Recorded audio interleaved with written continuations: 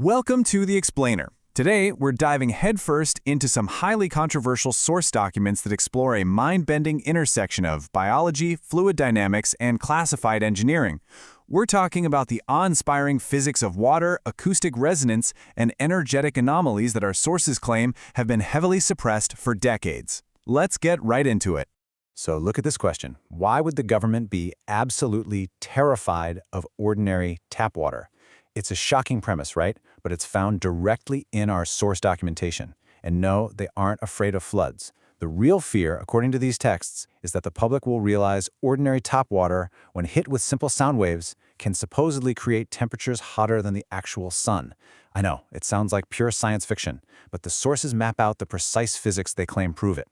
Moving to Section 1, the biological battery. We're going to explore the fourth phase of water. This whole concept really stems from the groundbreaking research of bioengineer Dr. Gerald Pollack. He looked into what he calls the fourth phase of water. According to the texts, when liquid water interfaces with a hydrophilic, a water-loving surface, like the cellular membranes right inside our human tissue, it actually physically restructures itself. It reorganizes into this anomalous state designated as exclusion zone, or EZ water. Basically, it becomes a highly structured, liquid crystalline phase. And the difference between these two states is literally stark. Think about ordinary bulk water, standard H2O. It's electrically neutral, right? Well, the text states that EZ water reorganizes into a massive H3O2 lattice, meaning it's no longer electrically neutral. It actually acts as a negatively charged biological battery. It effectively turns the liquid medium into a highly charged, self-sustaining capacitor. So how exactly does this biological battery get its power? The sources explain that this H3O2 battery isn't just static, it actively draws electromagnetic energy right from its environment. It pulls power directly from infrared light, which, by the way, makes up over 50% of the sun's energy, and crucially, it responds to extremely low frequency, or ELF, acoustic resonance. So your cells, essentially, are like these microscopic batteries being continuously charged by ambient light and sound. Okay, on to Section 2, star in a jar. We're looking at the phenomenon of sonoluminescence. Knowing that structured water responds to acoustic frequencies, let's see what happens when we push that into extreme laboratory physics.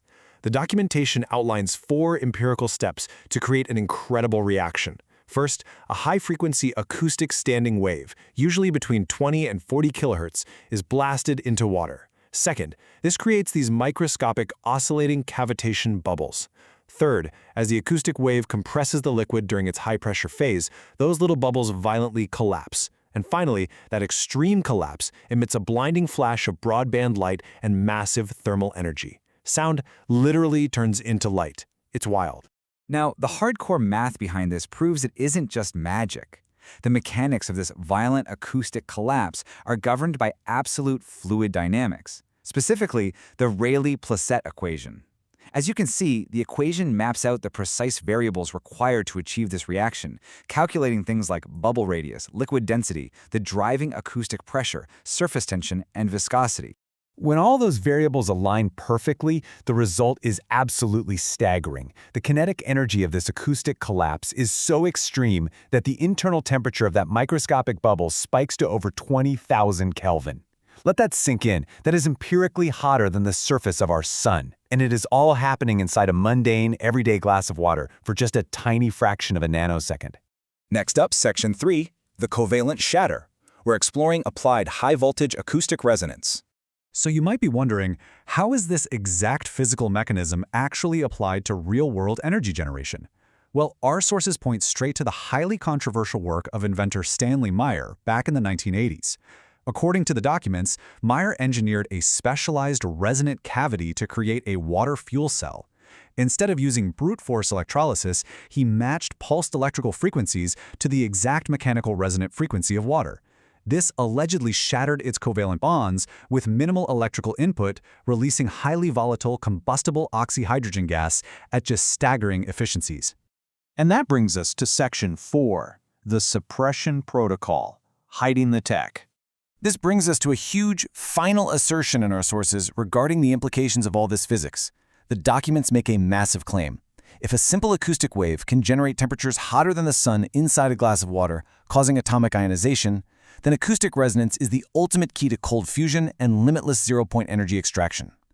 The text alleged that intelligence communities, the so-called deep state, actively enact silencing protocols against inventors like Meyer. Why? Because according to these claims, unleashing acoustic cavitation physics to the general public would completely collapse the modern thermodynamic fossil fuel economy. We conclude our explainer today with the really provocative question raised by these texts. If ordinary tap water and simple acoustic frequencies can generate limitless energy and temperatures hotter than the sun, what other technological leaps might exist, completely hidden behind the veil of classified physics? Auditing these texts impartially leaves us to carefully consider the profound thermodynamic boundaries of our reality. It's an incredible concept to explore. Thank you so much for joining me on this deep dive.